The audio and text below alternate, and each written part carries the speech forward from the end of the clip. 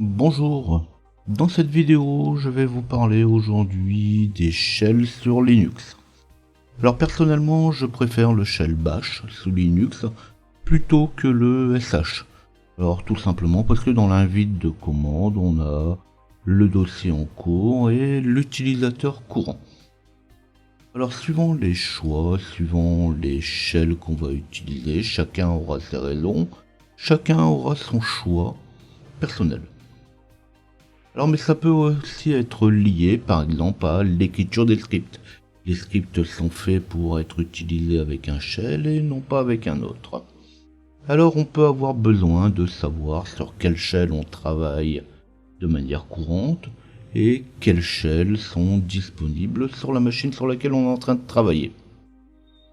Et justement, ça c'est le contenu de cette vidéo.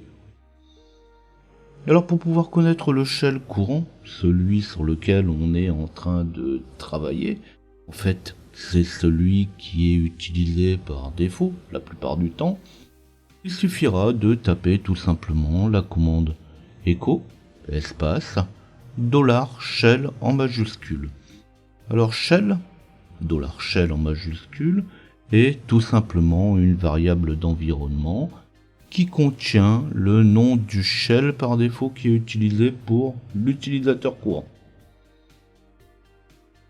Pour pouvoir lister les shells disponibles sur la machine, alors sur Fedora, CentOS ou Red Hat, la commande est un petit peu différente, on tapera ch, donc en un seul mot, -l, donc pour pouvoir afficher les différents shells. Sur Debian, ou tous les dérivés de Debian, il suffira de taper cat espace /etc/shell avec un s. Alors on utilise sh par exemple pour pouvoir passer en sh. Je tape sh, entrée, et je vais basculer dans sh. Dans un de mes tutos sur mon site, j'avais par exemple présenté le shellfish, qui est un shell qui est très orienté subjectif. Il vous propose l'autocomplétion par défaut et va beaucoup plus loin. Donc justement, c'était un petit peu ce que je disais au début de cette vidéo, c'est une question de choix.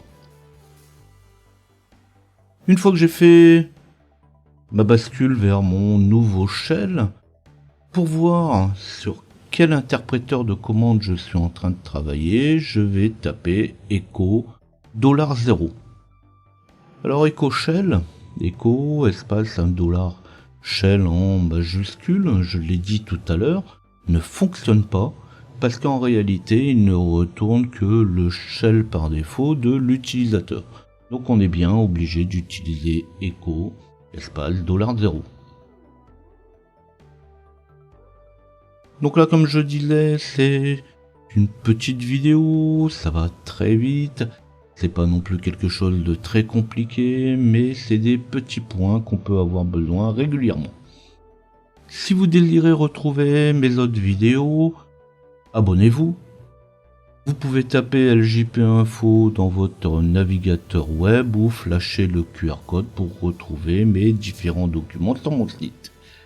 Si cette vidéo vous a plu, vous n'oubliez pas de liker. Vous posez vos questions si vous avez besoin de poser vos questions. Laissez-moi vos suggestions, j'y répondrai toujours.